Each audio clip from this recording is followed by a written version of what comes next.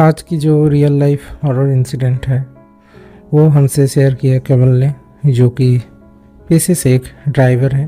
और ये कहानी है रवि जी के बारे में, जो कि एक क्यूरियस जर्नलिस्ट थे। उनकी उम्र थी 30 साल, लेकिन उनकी ये जो क्यूरियोसिटी वाली आदत है ना, उनको एक ऐसा मंजर दिखाएगी ये रवि जी खुद भी नहीं जानते थे।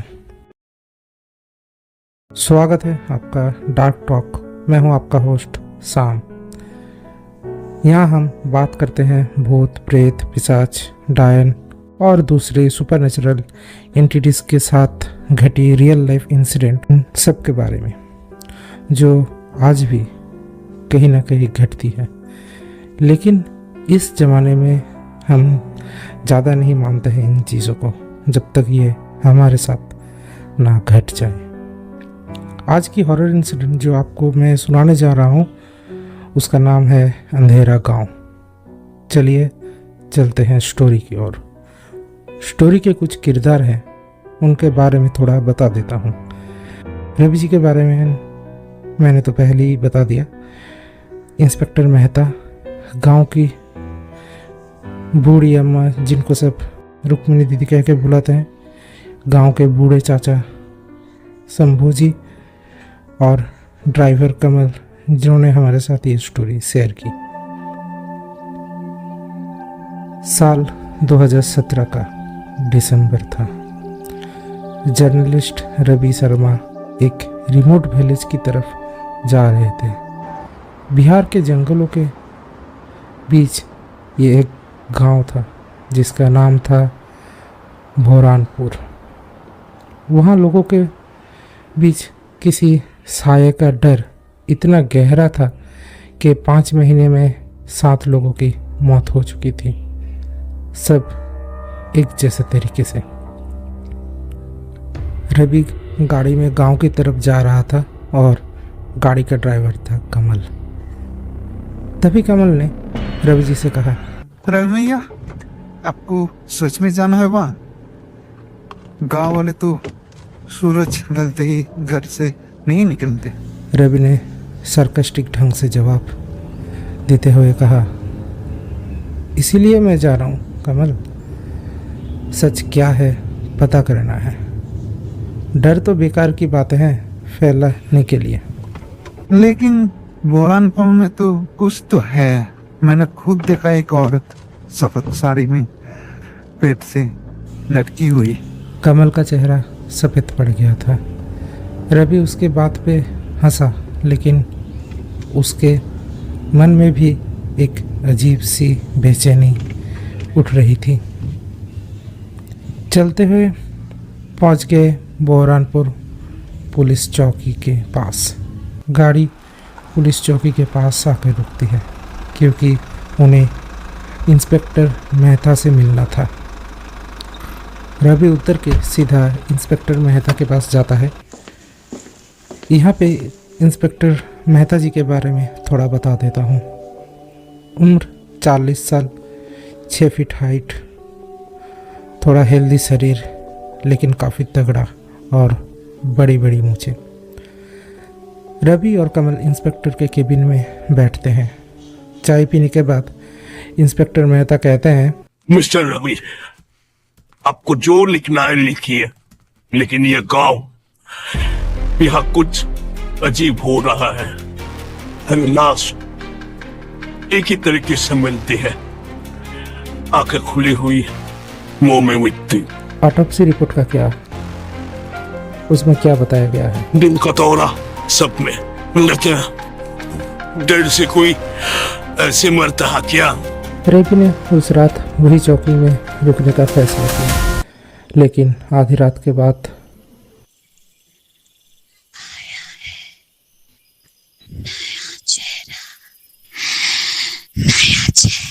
एक हल्की फीमेल वॉइस रवि ने सुनी। रवि चौंक गया पहले, उसके बाद खुद को संभाल कर रवि ने पूछा, कौन है? काफ़ी देर तक वेट करने के बाद शायद उसका वहम होगा सोचकर रवि सो गया। अगली सुबह रवि एक विक्टिम के घर गया उनके घर वालों से मिलने के लिए, पूछताछ करने के लिए। पहले जाके वो मिलता है 60 साल की बूढ़ी अम्मा, जिनको सभी रुक्मिणी दीदी कहकर बुलाते थे। रवि ने बताया वो क्यों आया है। रुक्मिणी दीदी पहले थोड़ा चौंक गई, फिर उदास होकर बोली, वो मेरी बेटी थी रेखा। जंगल में कुछ मिला उसे, तब से बदल गई थी। रात रात भर घूरती थी मुझे। आंखों का रंग। आप कहना क्या चाहते हैं कि उसमें कुछ चला गया था? वो जिंदा नहीं थी, लेकिन चलती थी, सांस लेती थी। एक रात उसने सब कुछ जला दिया और जंगल में चली गई। रुक्मिणी दीदी की आंखें में आंसू थे, पर उसके लफ्ज़ों में सच्चाई थी। ये एक ठंडी सी मौत थी। रवि उसके बाद बोला कि ठीक है अम्मा जी, चलता हूँ। ज़्यादा सवाल जवाब ना करते हुए अब रवि पहुँच गया गांव के बूढ़े चाचा जी शंभू जी के पास। रवि ने सब कुछ शंभू जी को बताया और सब सुनकर शंभू जी ने जवाब दिया, वह रेखा नहीं थी, उसमें कुछ और था। पूरा गांव उस रात जंगल में गया था। हमने देखा उसे पेड़ के नीचे सफेद कपड़ों में हंस रही थी। फिर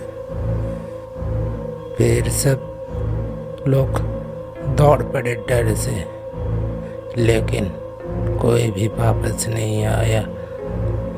सिर्फ उनकी लाशें मिली, आंखें खुली, मुंह में मिट्टी। रवि सब सुनकर थोड़ी देर तक चुप रहा। बहुत देर से सोचने के बाद वो मन ही मन बोल पड़ा, ये मिट्टी वाली बात हर जगह आ रही है। रवि की ये बात सुनकर शंभू जी बोल उठे, वो मिट्टी उस जमीन की नहीं, उस पेड़ की है, काला बरगद, जिस पेड़ पे वो लटकी उसमें कुछ है। वो हर 5 दिन में एक नया चेहरा चाहती है। बाकी सभी से बातचीत कर रहा था और सबसे बातचीत करने के बाद उसने आखिरकार कैमरा उठाया और जंगल के उस हिस्से में गया जहाँ वो पेड़ था। काला बरगद, सूखा लेकिन हवा में हिलता हुआ। कैमरा ऑन करके जंगल की तरफ चला जाता है वीडियो शूट करते करते। वो सब कुछ रिकॉर्ड कर रहा था। जब रवि उस काले बरगद के पेड़ के पास पहुंचा, तब तक शाम हो चुकी थी। सूरज ढल रहा था, ठंडी हवाएं चल रही थी। रवि कैमरे में सब रिकॉर्ड कर रहा था। रवि ने खुद से ही बात करनी शुरू कर दी और कैमरे में देखते हुए बोला, शाम ढल रहा है, वैसा कुछ नहीं मिला है अब तक, कल सुबह आऊँगा। रवि जब मुड़ के वहाँ से जाने ही वाला था, तभी अचानक पीछे से बहुत सारी आवाज़ें सुनाई देने लगी रवि को।